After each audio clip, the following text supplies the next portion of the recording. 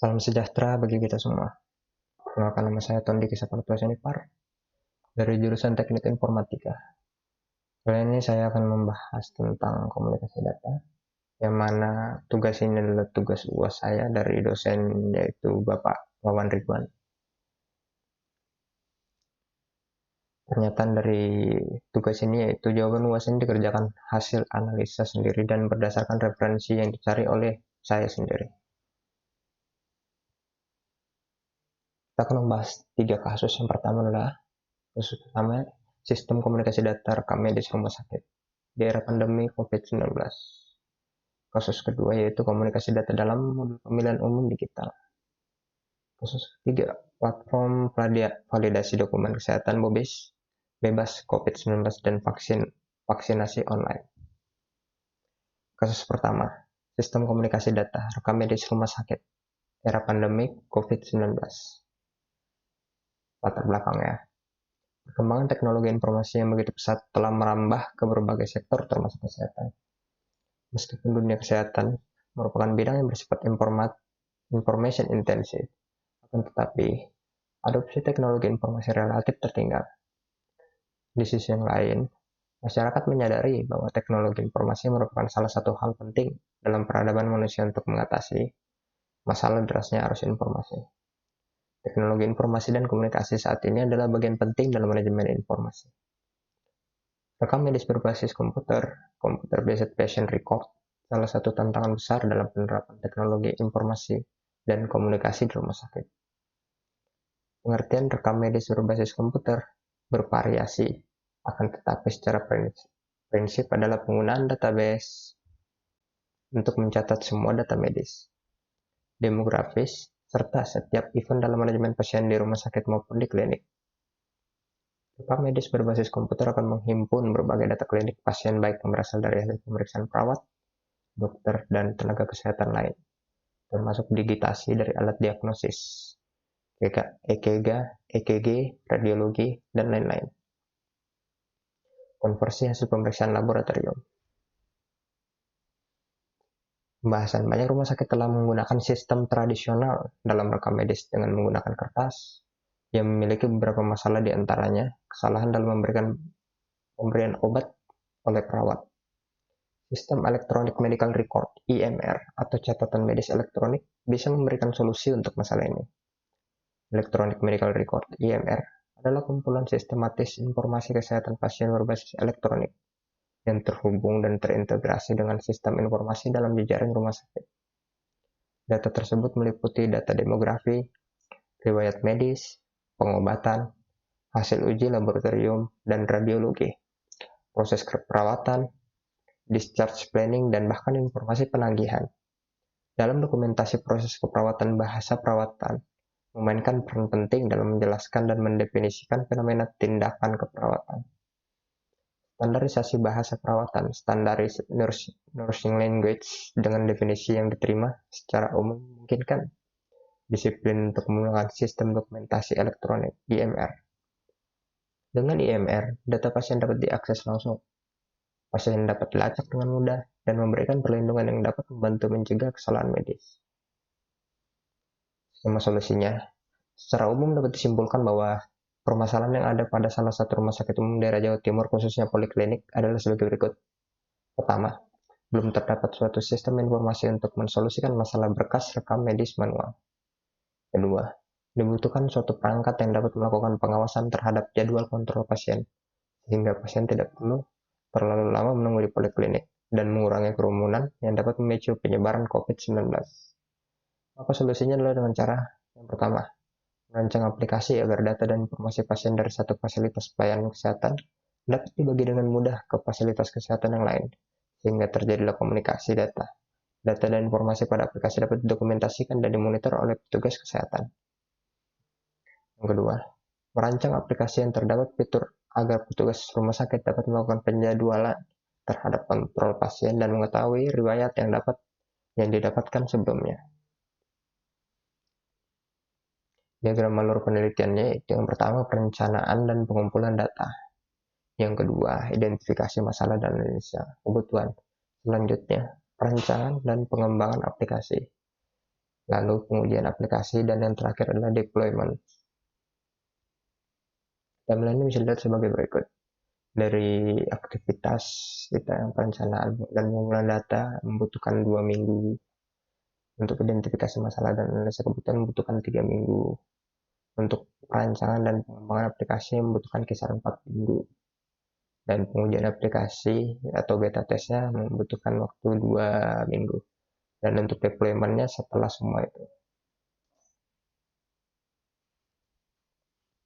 Referensinya bisa diambil dari sini ya.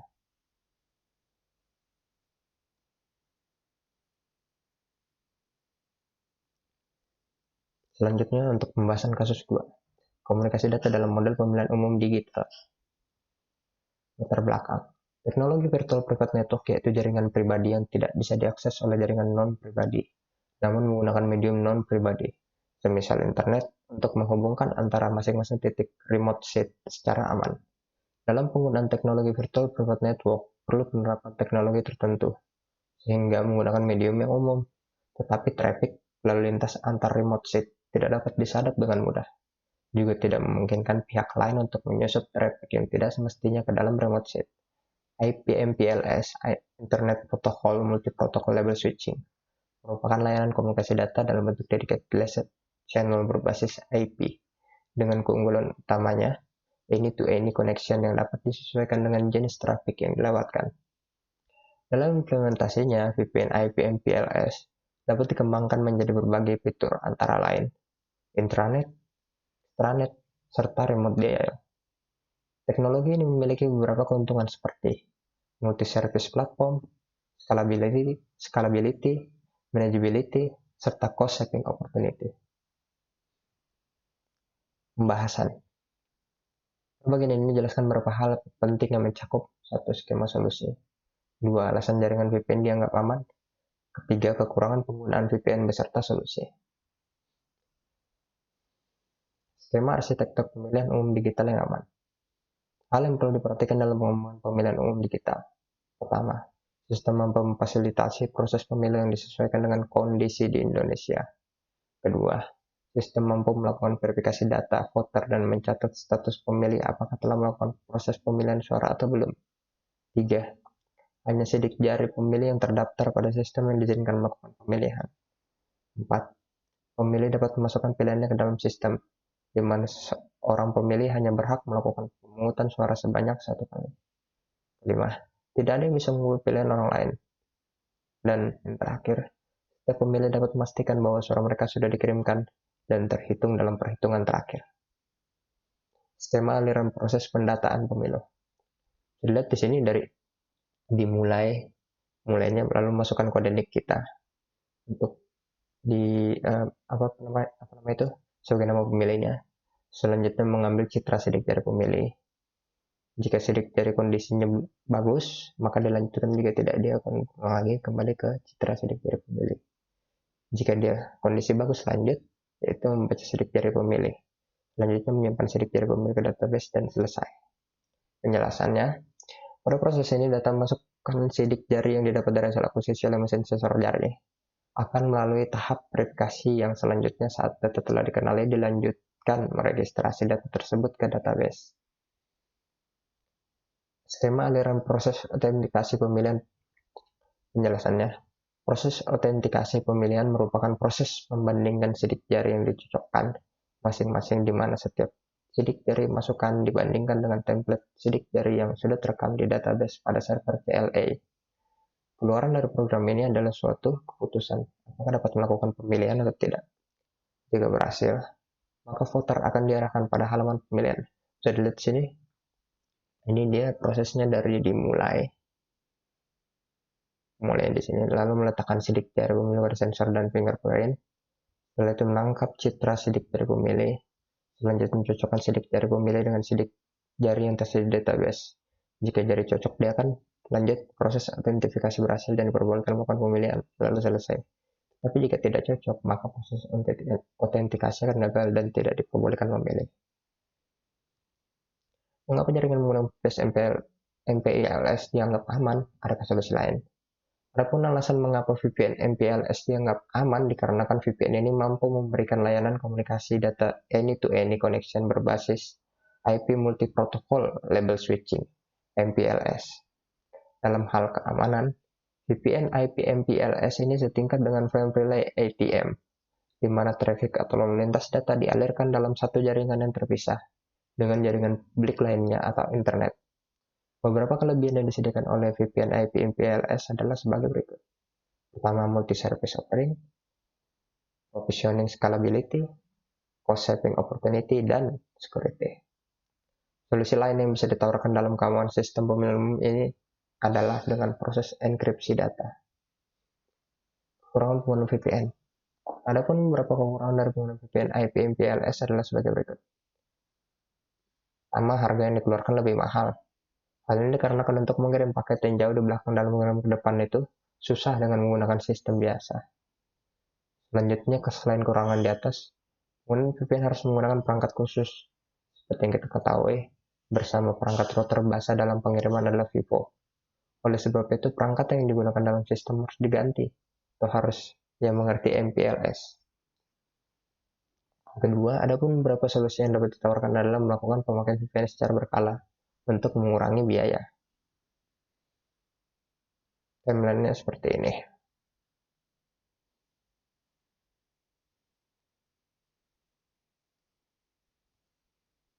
Referensinya bisa dilihat di sini.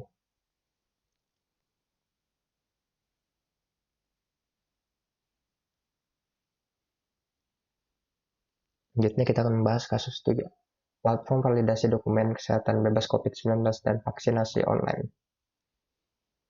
Latar belakangnya, seiring dengan perkembangan zaman, seluruh kegiatan yang terjadi terbagi bidang kehidupan manusia akan beralih ke teknologi. Teknologi sangat bermanfaat untuk mempermudah semua bidang kehidupan manusia. Yang dulunya, semua kegiatan menggunakan kertas sebagai bukti validasi, namun saat ini semua dapat dilakukan dengan teknologi saja, seperti melalui gadget, dan lainnya.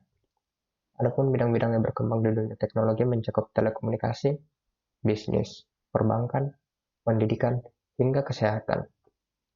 Saat ini COVID-19 telah menyebar ke seluruh dunia dan mencabut banyak nyawa. Masyarakat dilarang berkerumun untuk mencegah penularan. Oleh karena itu, dibuatlah sebuah inovasi teknologi komunikasi dan informasi yang bekerja sama dengan informasi layanan kesehatan di Indonesia, yaitu platform pasporsehat.com. Pasporsehat.com merupakan pelopor platform validasi dokumen kesehatan bebas COVID-19 online pertama di dunia yang digunakan secara massal oleh pemerintah Indonesia sebagai syarat utama pelaku perjalanan. Inovasi teknologi ini tersambung dengan platform layanan kesehatan seperti rumah sakit, klinik, puskesmas, dan laboratorium. Paspor Sehat hadir untuk menjawab kebutuhan masyarakat ketika bepergian, berkumpul, ketika masa pandemik COVID-19 berlangsung maupun ketika new normal ke depannya. Pembahasannya. Paspor Sehat menyiapkan berbagai hal agar dapat digunakan semudah mungkin oleh pengguna dengan fitur utama validasi dokumen hasil tes COVID-19 secara digital yang hanya dapat dicatat oleh pihak berwenang, yaitu fasilitas pelayanan kesehatan, Pasienkes. Hasil tersebut tetap dapat dilihat oleh pengguna yang merupakan pasien itu sendiri. Fasilitas hasil tes swab COVID-19 digital yang bekerja sama dengan 6.000 Pasienkes ini sudah diluncurkan secara resmi pada November 2020 dan masih berlanjut hingga detik ini. Dalam peluncuran perdananya, Paspor Sehat sudah bergandengan dengan Kementerian Kesehatan Republik Indonesia bersama aplikasi Electronic Health Alert Card (EHEC). EHEC sendiri merupakan aplikasi resmi Kementerian Kesehatan di dalamnya berintegrasi langsung dengan Paspor Sehat. Pengguna Paspor Sehat juga dapat mengunggah sertifikat vaksinasi COVID-19 agar tidak mudah hilang. Skema kerja dan model integrasi.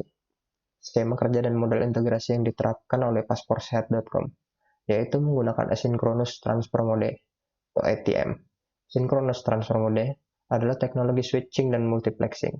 Dimaksudkan untuk memindahkan berbagai jenis trafik data, suara, video, audio dengan cepat dan efisien, sehingga seluruh data yang diperlakukan seperti hasil tes PCR, tes scanning, dan lainnya dapat terintegrasi dengan cepat. Cara kerja ATM. Cara kerja ETM adalah dengan memotong-motong dan menggabungkan kembali berbagai tipe traffic informasi tersebut dalam format sel berukuran 53 byte melalui saluran fisik yang sama. Proses tersebut dinamakan statistical multiplexing. Masing sel terdiri dari 48 byte payload berisi informasi dan 5 byte header berisi alamat dan routing. Hal ini membuat ATM bekerja dengan cepat dan efisien dikarenakan ATM saat ini memiliki kecepatan 155 Mbps, OC3 port, 622 Mbps, OC12 port, dan 1,2 GB per second dan 2,5 GB per second. Skema kerja dan model integrasi. Dapat dilihat gambar di bawah ini menunjukkan gambaran proses kerja pasportsehat.com. Kita lihat ya. Aplikasi eHealth Electronic Health Alert Card adalah kartu kewaspadaan kesehatan yang telah dikembangkan menjadi kartu elektronik versi modern.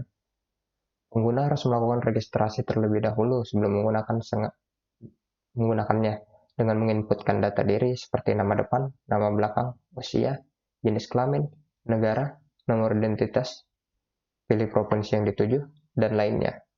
Kemudian setelah semua langkah dilakukan pada data tersebut akan terkirim ke sebuah server untuk disimpan. Seluruh data yang diperoleh dari laboratorium sertifikat, seperti sertifikat vaksinasi, surat hasil tes PCR, dan lainnya akan disinkronkan dengan data pengguna yang telah terdaftar pada server yang digunakan oleh aplikasi eHealth. Seluruh data yang terdapat pada server tadi akan disinkronkan kembali dengan hasil registrasi pengguna pada aplikasi pasportsehat.com. Kemudian data dari penumpang akan dikirimkan kepada pihak transportasi untuk dilakukannya verifikasi menggunakan QR code.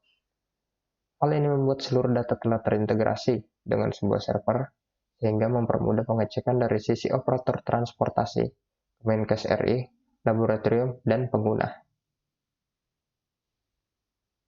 Kelebihan dan kekurangannya. Kelebihan dari paspor sehat yaitu adalah pelopor dan yang pertama bekerja sama dengan ribuan pasienkes di Indonesia dalam penyediaan surat keterangan hasil tes swab COVID-19. Selanjutnya juga menggunakan teknologi biometric verification yang digunakan untuk face scanning dalam mengenali keaslian. Yang terakhir, keamanan hasil tes pasien. Pengeditannya hanya dapat dilakukan oleh pasienkes yang menggunakan hasil tes pasien tersebut. Sehingga pengguna paspor sehat tidak perlu khawatir data yang tercantum dalam aplikasi akan berubah. Kekurangannya adalah kecerdasan buatan yang digunakan dalam tes seperti face scanning terkadang kurang akurat jika terjadi perubahan fisis karena pengaruh suhu, aliran elektron, petir dan sebagainya akan menimbulkan noise yang akan berpengaruh pada unjuk kerja jaringan. Selain itu, mekanisme pembuangan sel atau paling tidak penundaan pikiran sel apabila terjadi overflow. Dan terakhir, pasportsehat.com hanya tersedia untuk Android saja sehingga para pengguna iOS tidak dapat menggunakannya. Solusi terhadap kekurangan.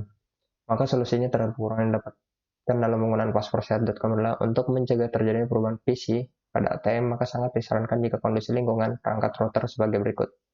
Suhu ruangan setidaknya 10 derajat Celcius atau kurang dari 40 derajat Celcius. Selanjutnya kelembapan relatif 40%, kurang dari H, kurang dari 90%.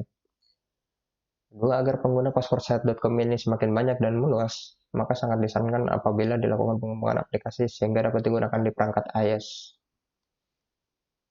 Dalam pengerjaan mungkin sebagai berikut ya.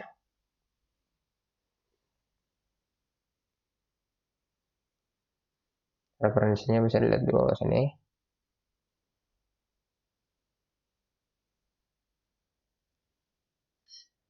Sekian dari saya ucapkan terima kasih telah mendengarkan hasil dari UAS saya yang telah saya bacakan ini. Sekian dan terima kasih.